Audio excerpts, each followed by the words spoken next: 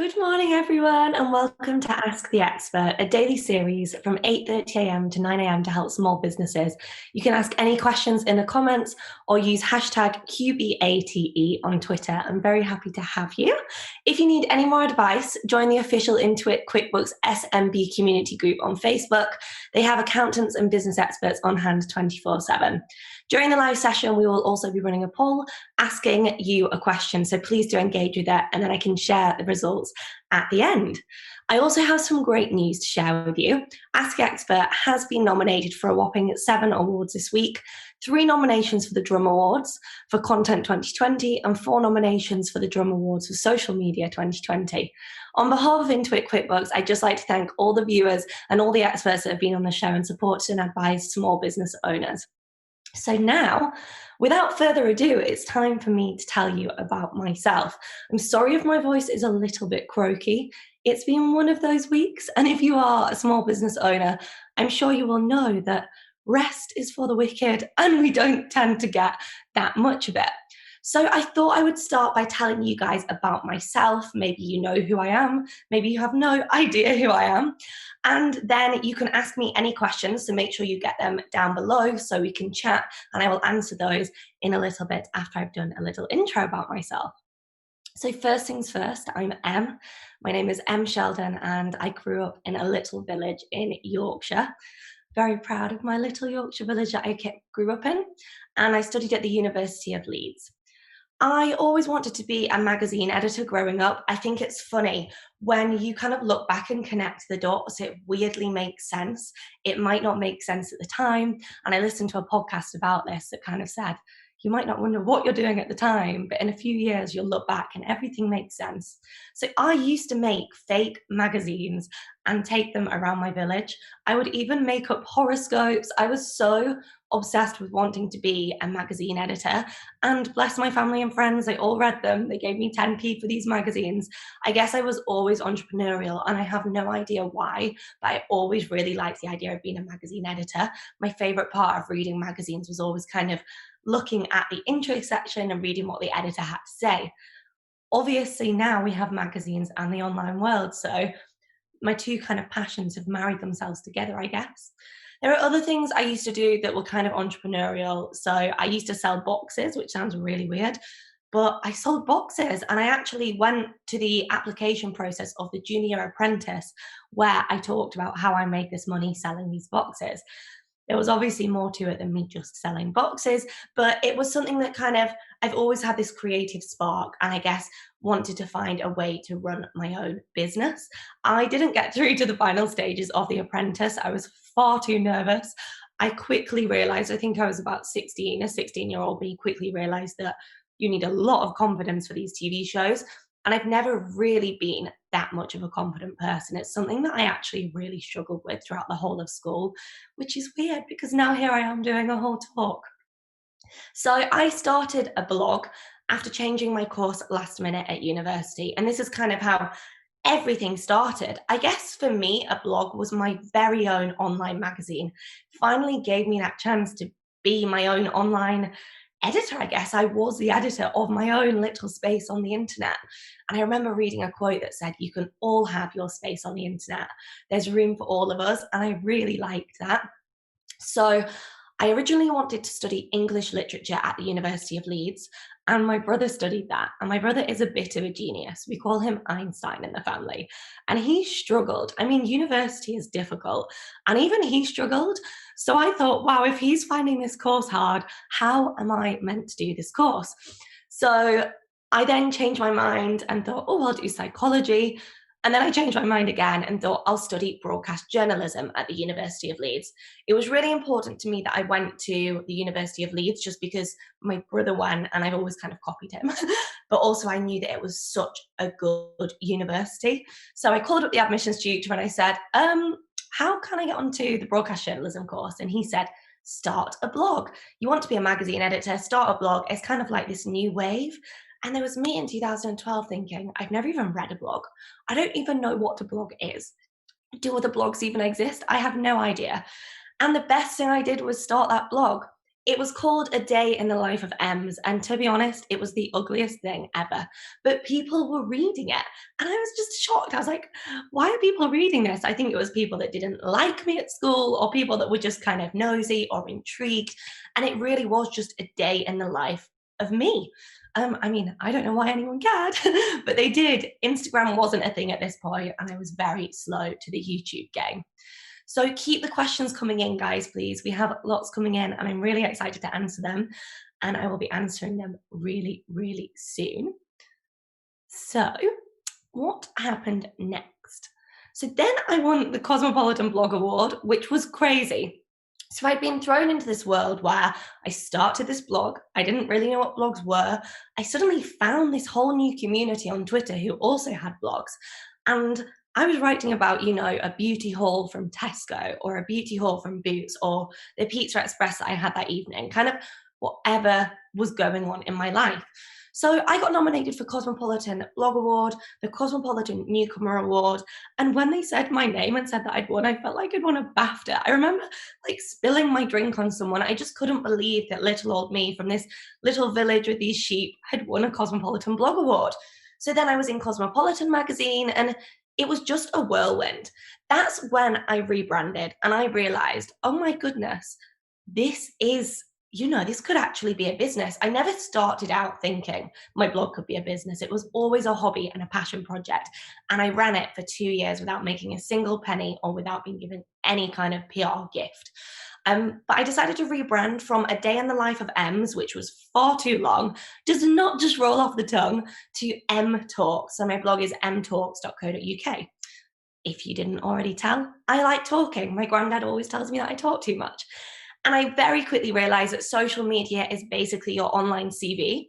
And it was my brother who said to me, "You're in Freshers Week, don't drunk tweet." And I quickly realized you're still allowed to have that personality, but I guess you have to be yourself with more style and substance, no swearing on Twitter, no drunk tweeting. Some people that really works for their brand image, but for me, I realized very quickly it probably doesn't look that good to potential clients. So next up, I decided to launch Lavender. Lavender, I've done quite a lot of businesses over the last few years because I am entrepreneurial and I'm massively into those kind of things. Lavender was my little jewelry brand, and we actually won funding. We won the Spark Enterprise Scholarship, followed by the Sir Peter Thomson Award. This was at the University of Leeds, and I quickly realized that there are other entrepreneurs out there. I never felt like I fitted in at uni because I was there kind of running all of these businesses whilst I was trying to study and go on nights out at the same time. It was really difficult. And then I met this group of people who all had businesses, and I was like, this is incredible. This is where I belong. I really suck up kind of other people's energies, and it made me feel so motivated. Winning the Sir Peter Thomson Award was just out of this world. And he actually said to me, "I don't invest in businesses, I invest in people." And it was just crazy. So I won that award and I decided to run Lavender alongside my blog. Unfortunately, the member of my family who ran Lavender with me got really ill. So we had to pause that for a while and decide to focus on everything social media. Instagram came very, very late to me. And I always wish I started Instagram or YouTube earlier, but to be completely honest, I'm not going to sit here and say I'm a YouTube expert because I was just too nervous. Finally, about 2 years ago, I restarted YouTube, and I do have a YouTube channel now, and I'm so glad. I'm a lot more confident with it. I think I just needed to kind of get that confidence. And even though it was the right time to start in 2012 in terms of hitting the boom, I didn't feel confident. And if you don't feel confident and happy with how you're coming across, then you shouldn't do it. So then I started brand consultancy, which I really loved. Pre-COVID, I was doing so many talks where I was actually not doing it in front of a screen, but going and doing talks, which was just crazy. Also, make sure you get the questions in. I'm almost about to start answering them. And I was doing these talks for incredible clients that I could only dream of working with, clients that I have literally grown up buying. And it was kind of myself with like a big audience in front of me, an actual audience where they were physically sat there. And it was so cool. So then on top of all of the social media stuff, YouTube, blog, Instagram, I was going into offices and consulting. I was doing talks. These have kind of changed onto more Zoom things. And I guess I was just absolutely loving it. I also won the In Style magazine award. I won the top travel and lifestyle blogger award, which was crazy. Again, I was actually in the Maldives when I won the award, and we had to fly back from the Maldives. We did about 65 hours of traveling. It was crazy. We literally flew back, did the magazine shoot for InStyle magazine, and then flew back to the Maldives. So this blog that I started in my bedroom has taken me around the world. I feel very grateful, but a lot of hard work has gone into it. A lot of time without earning any kind of income at all. But it's been great. Some of the experiences, some of the trips. I've worked with tourist boards. I've worked with, honestly, global clients that I have grown up loving. Nike, Topshop, Disney. There are so many crazy clients that I've worked with, and it's a job where I definitely pinch myself every single day. So I feel like it's probably time to tell you the final two things I launched, and then we can go into some questions if that's okay. I know I talk a lot. So during this kind of pandemic, I decided to launch an ebook. I absolutely love baking. If you guys follow me on Instagram, all I do is bake. Like, it's my therapy. And I think when running your own business, it's super important that you find things that make you feel great. For me, that is baking. And people were asking for my recipes. So I decided to launch my own ebook with my recipes inside it. And I also launched Em's Presets photo filters. People always ask me how I edit my photos. So I thought it was a perfect time to launch my very own photo filters, where in one little click, you can edit your pictures. My boyfriend also owns a fashion store, so I help him with menswear, with everything from kind of like the consultancy to the social media. So as you can see, I have my finger in a lot of pies, and if I'm not kind of doing brand consultancy, I'll be running Em's Presets or developing new recipes or working with a brand like Disney or Topshop or Nike or whoever it may be. It really is an exciting job with different things every day. So, shall we get into some questions, guys? I feel like if you've got any questions, make sure you send them in now, and then I will start answering them. But it's just crazy. I feel like this blogging world has turned into so much more than, just me writing a blog. Obviously, I still do that. I recently did a blog post about visiting the Cotswolds because it's a great staycation place. I do a lot of travel guides, whether it's a guide to New York, a guide to just being a blogger. I went to Dallas and did an amazing social media conference. I learned so much. Actually, top tip that I learned there, if you're interested, they said the best thing you can do is hire a giant. So hire someone to work for your business who is better than you, and it will really elevate your business. And I actually did that last year. I now have someone who works alongside me, and when I say he's better than me, he is better than me. He's a genius. But yeah, so I guess this crazy blog has taken me around the world. Last year, I worked with a Greek tourist board. I've been doing shoots with brands like the Lad Bible. I was on a John Frieda TV advert. Me with my frizzy hair. Who knew this would get me on international TV adverts whilst people are sat eating their Cocoa Pops? It's crazy. So I think it's time that I start taking questions. What do we think? Let's start. Don't forget, guys, you can keep your questions coming in. Let's go with Reggie first. Reggie's actually my granddad's name. It's not my granddad that's asking me this. Hi, I'm an aspiring tech blogger. What are the common mistakes that people often make when starting out in blogging? I've found myself losing focus and not being able to commit to it. Yeah, so this is actually a really great question. Thank you so much, Reggie, from Twitter DM. So firstly, tech blogging is amazing because it's a really great niche, and there are a lot of amazing tech bloggers out there. But if tech is your thing, then wow, you're going to kill it. I actually watch a guy called Marcus on YouTube, and he's an amazing tech blogger. I would recommend looking at him for inspiration.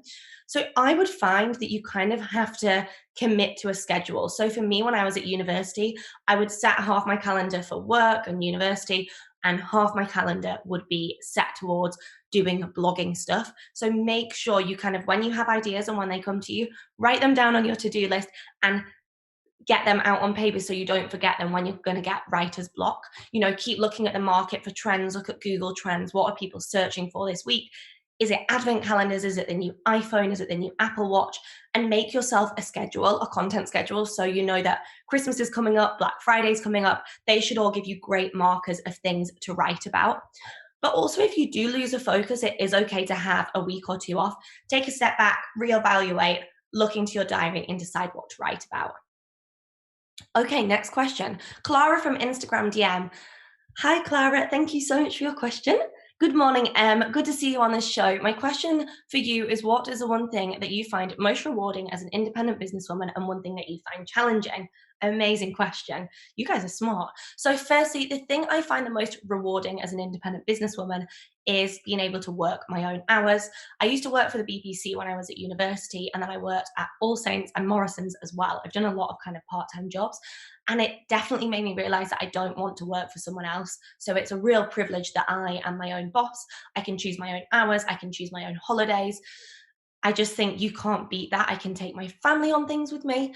I would say the most challenging is definitely the fact that you don't have set hours, so you never switch off. It really is my passion and my baby. And if I'm not there, the clock stops turning. So I have to be there. I have to show up 24/7. There's no sick days, there's no sick pay. There's so many things that kind of you can't switch off. So, I check all my social channels before bed. They say you shouldn't have blue light before bed. And there I am, like absorbing all of this blue light before bed. It's very difficult to switch off. I don't really ever shut my laptop, and I don't really have set working hours, but I wouldn't have it any other way. I feel like the more energy I put out, the more I get back. So next we have Nancy from Instagram polls. What's your secret getting out of a writer's block? Yeah, this is difficult, and I have definitely had a lot of writer's block over the years. I have no idea how I've continued that blog consistently since 2012. That is a lot, 2012. I would say the best way to get out of a writer's block is firstly absorb other content. Go on Pinterest. If you're feeling in a Halloween mood, type in Halloween. See what kind of content other people are creating. I'm not saying you have to copy it, but it can definitely inspire your own content. Look at Google Trends, have a look at what other people are searching for. What are people enjoying at the moment? But also take a step back. Like I say, if you need to take a week off, that is okay. I try not to take too much time off the blog because then you kind of get into this rhythm and it's difficult to get back into it.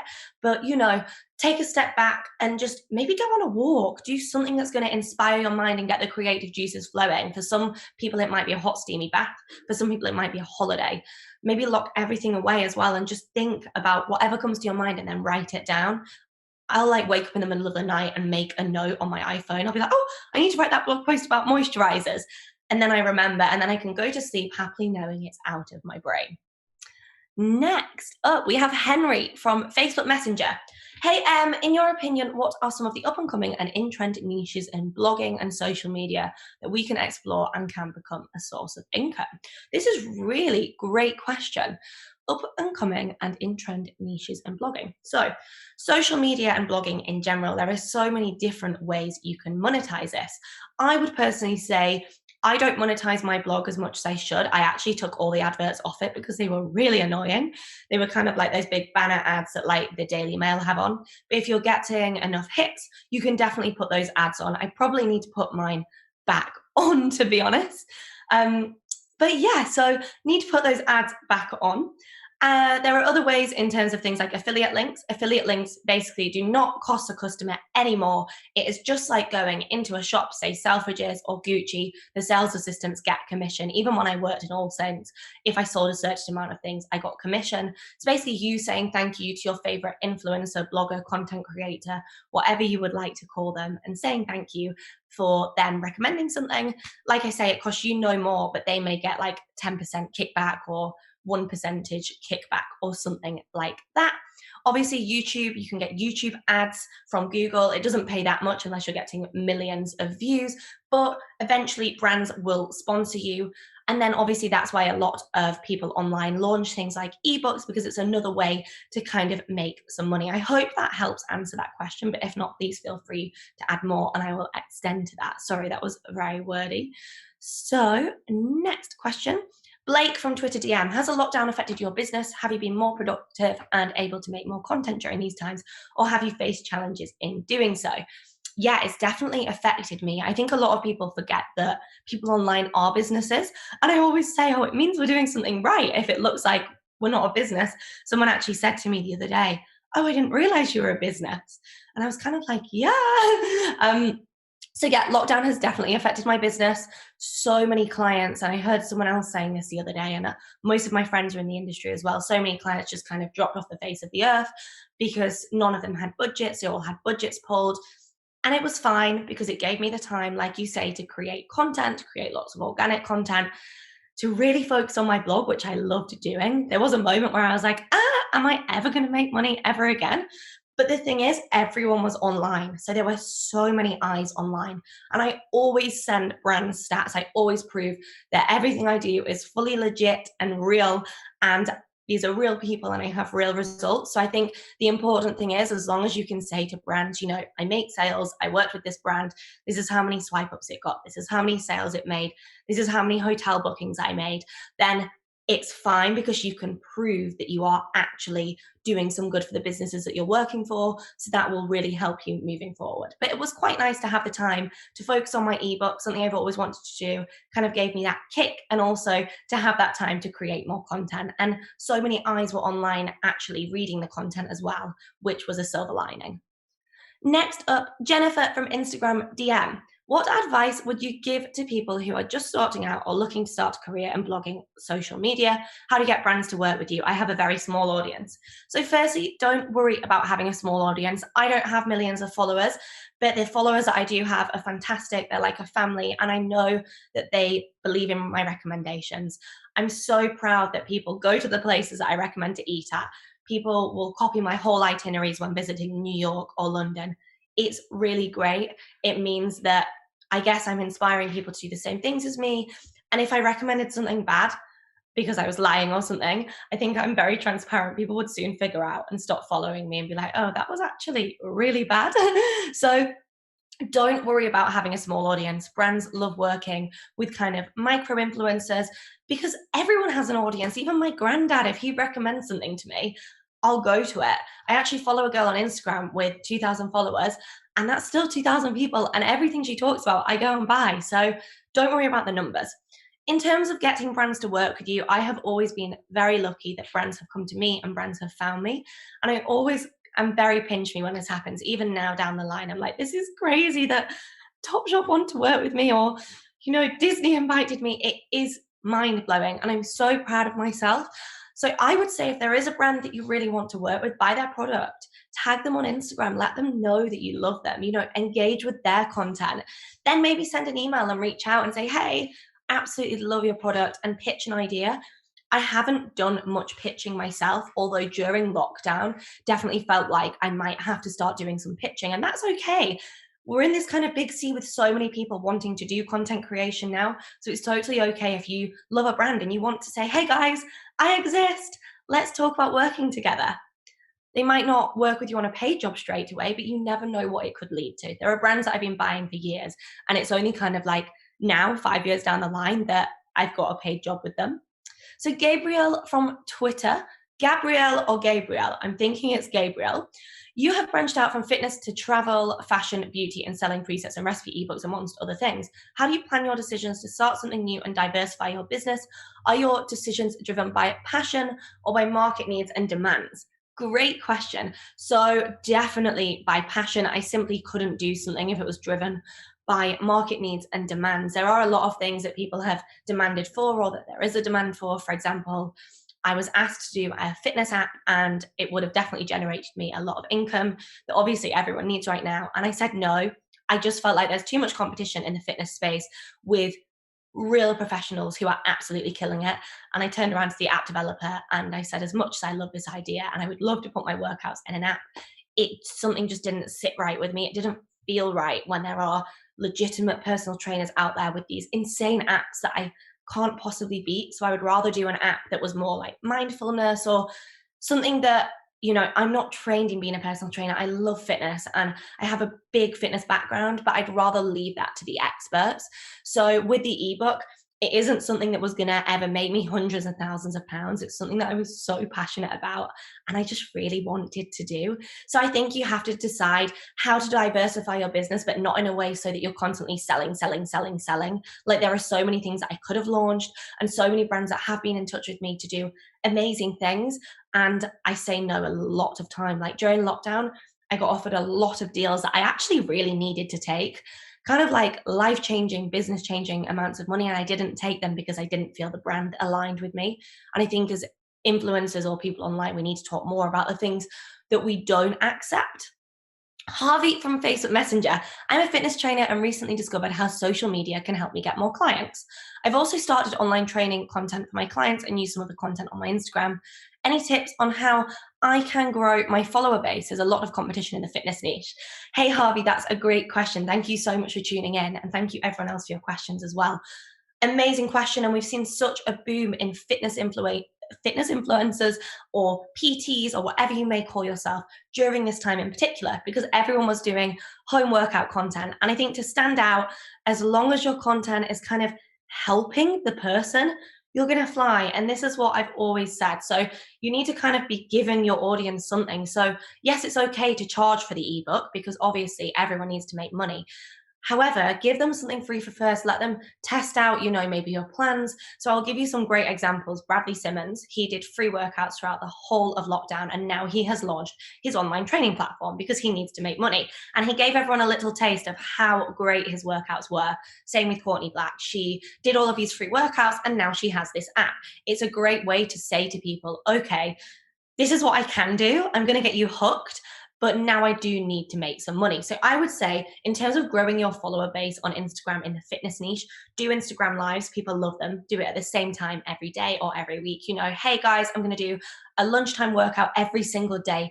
Get everyone hyped. Say to them, okay, I want you to tag me on your sweaty selfies. That's kind of what Bradley Simmons did, and it definitely worked. Excuse me. That is the voice going. Yeah, so do these kind of stories and say to people, guys, tag me in your sweaty morning thoughts or tag me on your sweaty selfies. And then you're going to generate this really nice fan base and audience. Even if it's only 10 people, they are 10 people who are really loyal to you.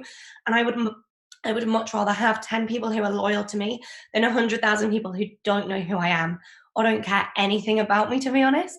So I feel like that's something I did. I kept writing and writing my blog, even though no one was reading and no one cared to begin with. Excuse me. So I hope that answers. There's a lot of competition, but don't worry, there is room for everyone. So next up, Evie Stockford from YouTube Live, and this is actually going to be the last question. If you do have any other questions, guys, just drop me a DM on Instagram at Em Sheldon and we can answer them afterwards. I talk a lot, so I'm making us run out of time and I don't want to hold you too much. So Evie says, how many times a week would you recommend posting a blog post, and do you have any SEO tips? There's a whole blog post on my blog with SEO tips that I learned from the conference in Dallas. It was a social media conference actually run by a billionaire business owner. She was a total girl boss. So that was just insane. So if you type in M Talks SEO on Google, it should come up. But my top kind of tips, I would say definitely blog at least once to twice a week. I do once a week now, just because it takes so long to write the blog posts and I have so much other stuff going on, but I'll always blog at least once a week. Once to twice is good because you're feeding Google and you are saying, hello, I'm still here. Make sure you alt text your images. So if it's a picture of you sat in a dressing gown, add that on and write girl in dressing gown. Do some Google searches first, see what people are searching for. So if you're doing a blog post about the top 10 fake tans, are they called fake tans or are they self-tanners? Have a look at what's being referred to the most on Google. Get those keywords into the blog post, but don't do too much keyword stuffing. My blog post does explain this a lot better. It's quite hard to answer this when I'm trying to be quick. And also blog posts like top 10 tend to do a lot better for SEO as well. So I really hope that helps. If you have any blog posts that have done really well, so I have some blog posts that are doing really well over the last few years, go back to them and give them a little update, add in some links, just so people don't come off your site. And so Google does another crawl and remembers that you are still active and that webpage is still relevant. I really hope that helps. And I hope you guys enjoyed those questions. So, like I say, drop me a DM if you have any more. Should we talk about the poll results? The poll results are in. We asked you, have you prepared your business for the next 6 months? 25% of you said yes and 75% of you said no. And I totally get that. It's been such a difficult period. I could have never prepared for what was going to have to come. And I feel like every single day I am preparing for something different. Every single day there's a new rule or something new happens. So I'm kind of taking my business on a day-by-day basis, deciding what content to make rather than planning ahead for the 6 months like I used to do with my content schedule. I am definitely planning things kind of on a whim. I'll look at the news that morning and decide what to post, or do it kind of that way. So it's really interesting to know that. I feel like maybe a lot of you guys are the same and you're being a bit more reactive with planning your businesses at the moment. I mean, the silver lining is a lot of businesses have done so well during lockdown. Like I said, there's more eyes online. And actually, I've seen a rise of, like I say, personal trainers, but also like food hamper deliveries and stuff like that. So that would be my dream business idea. Okay, guys, I think my voice is giving up on me. So if you have any other questions, then please get in touch with the QuickBooks support team on Facebook, or as I say, myself on Instagram. You can find me at mshellx. I also have a new home account. How did I forget to say that? At mshellhome. Come and see the renovations, because that's about to happen as well. Or you can visit my blog, mtalks.co.uk. Lots of tips and tricks on there. But honestly, just slide into those DMs and we can chat about anything you want. Coming up on Ask the Expert on Monday is Aronia, who is a chartered certified accountant and managing director of Majors Account. The firm is focusing on providing advisory services to its clients, including business finance. Tune in on Monday and get advice from an accounting expert. I know I'll be tuning in. I've been tuning in on my morning walks, and I know my mum is tuning into this on her morning walk this morning. I'm learning so much. And just a reminder that if you need any more advice, join the official Intuit QuickBooks SMB community group on Facebook. They have accountants and business experts on hand 24/7. Super helpful. And like I say, I'm on hand. My DMs are always open as well. Thank you so much for tuning in today, guys. It means so much that you spent your Friday morning with me. And also just a note to say, if you support me on Instagram, YouTube, the blog, if you're a silent supporter or a big cheerleader, I know there are so many of you, like Sunshine Sarah, who I saw with a little question. Thank you so much. It means so much, and it's been great answering your questions. Have an amazing weekend, and I will chat to you guys over on Instagram. Bye, guys.